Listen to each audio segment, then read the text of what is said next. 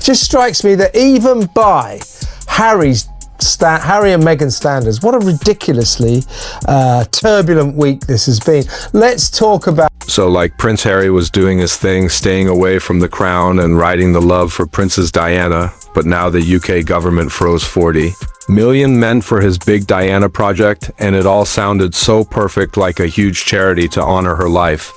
From the Charity Commission's report on Harry's charity Sentebale, which he basically flounced out of, furiously denying it. And the whole plan was supposed to carry her values and help the causes she loved, and it was sold as this sweet, long overdue tribute that could easily pull in donors, sponsors, and public love. But turns out behind the pretty picture, the regulators saw enough problems to stop it right away. And the worst part for Harry is not just losing the money, but that everyone now knows about the messy details of how the charity was being run.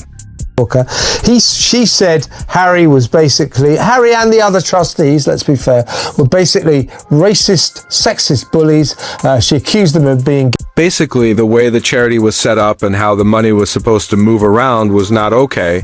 And the UK Charity Commission, which watches over thousands of real charities and makes sure donations are safe, does not shut things down for small mistakes. So for them to block something so tied to Diana's name means the problems were serious, and sources say the 40 million was not even going through its own registered UK charity that could be properly checked. It doesn't at all. It doesn't at all. It says that the trouble with this charity was, or is, that it was badly mismanaged. It allowed a damaging boardroom battle to be played out in... So it turns out instead of a simple setup, the commission found this messy mix of UK and us nonprofit groups, all linked to Harry or his private team. And while that kind of thing is not illegal, it needs super clear rules and transparency, which they say was totally missing here. And with 40 million on the table, that is the kind of money that could change whole areas of charity work. So of course it set off alarm bells right away. And basically unraveled due to dysfunctionalism, really. So he's the guy in charge. It's his charity. He does stand accused of ruining what he once called his life's work, which was to help... A former Charity Commission advisor even said you got to be able to track every single penny, and if the setup doesn't let you do that, it's a problem no matter who you are, and having all these overlapping groups is always risky, especially when they are in different countries with different rules and money reporting laws. And in this case, they say the Diana Legacy Initiative was planning to send a big chunk of the money through us nonprofits first before giving it to the final causes, which could have some smart reasons in theory. Of HIV who've been left orphaned by that terrible condition, HIV, throughout Africa. So it's a marvellous charity. He co-founded it with his mum. Now it lies unravelled and in ruins. Maybe the idea was to make global grants or use certain fundraising rules, but in reality it meant a UK-regulated fund was partly run in a way the UK Charity Commission couldn't fully watch, and this was a big red flag, especially since the US groups involved had people already working in Harry's private business stuff, and that mix of charity and personal interest is exactly what regulators try to stop, because when a charity is too tied to private teams, people start wondering if the choices are really for the good of the causes.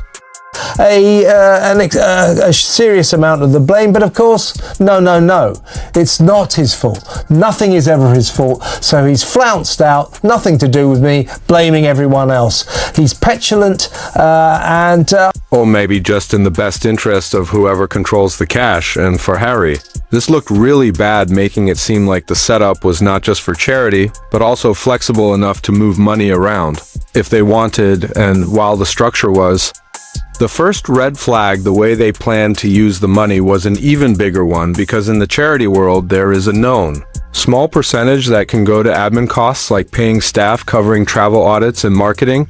Regard, wouldn't you?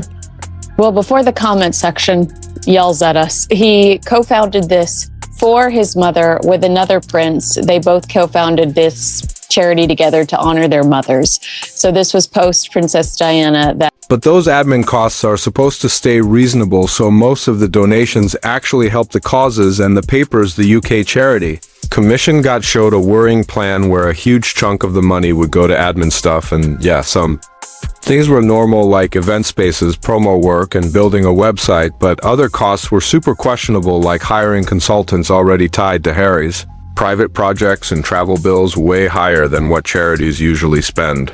To this charity. But the charity commission said, okay, well, as a whole, we can't identify a pattern of bullying. We can't identify this harassment as. And there were also these vague strategy costs with no clear results, and for the regulators, the real issue was not just the big admin spending, but that some of it seemed to help groups connected to Harry himself. And even if that could be explained, legally, it still looked bad, especially for something linked to Princess Diana's memory, so at first the commission didn't shut it down right away. They just asked for more details and extra documents, which is normally how they handle things. But it is not our job to investigate individual issues. So Dr. Sophie Shandaka and her team have said, well, then we will find the right place to investigate the harassment that she feels like she's had. Usually regulators give charities a chance to fix problems before stepping in, but here are the answers.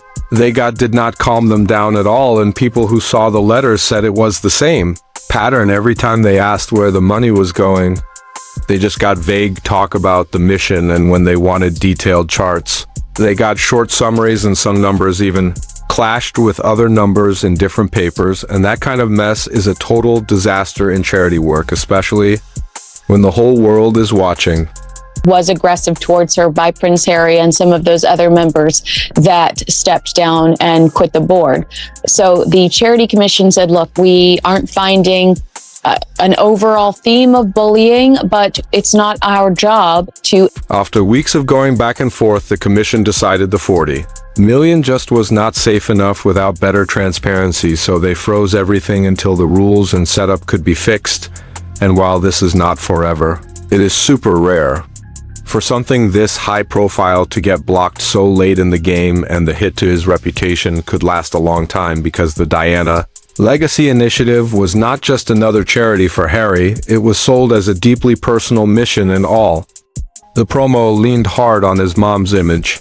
And one of those incidents we found out was at the polo tournament that Serena Williams appeared at, where Dr. Sophie says that she approached Meghan and asked her to come speak to some of the sponsors, and Meghan was very dismissive towards her. And then there was They filled it with powerful moments of Diana helping people, and even the name Diana Legacy was meant to bring instant trust and emotion and people involved. Early said Harry's team knew her name would not just attract donors, but also make it harder for critics because her memory has this protective glow. On stage when it came to photos that were taken of Prince Harry and Meghan and Dr. Sophie Shandaka.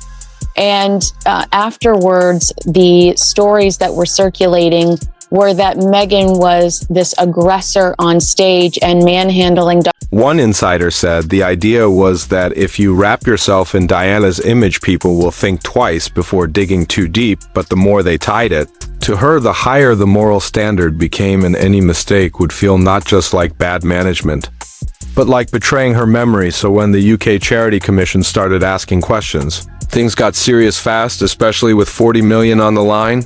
Harry had reached out to her and asked her, and she says later threatened her to stand up for Meghan. And she said, I refuse to be a part of the Sussex's PR machine. And she did feel like she was disrespected by Meghan. So under Diana's name, it would not just be a charity scandal, it could hurt trust in all royal related charities, and someone high up in the commission even warned that if they let it go ahead without full transparency and something went wrong, the fallout would hit every royal linked charity in the UK. And this was not just talk, because public trust in big charities has already been shaky after several famous ones got in trouble for bad management. Markle.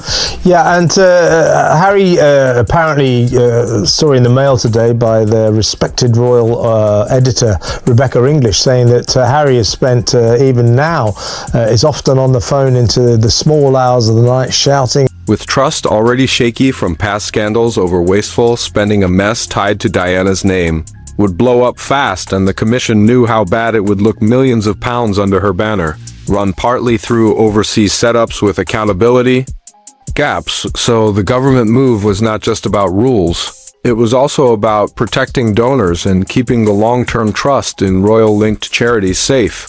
His charity has been subjected to a hostile takeover.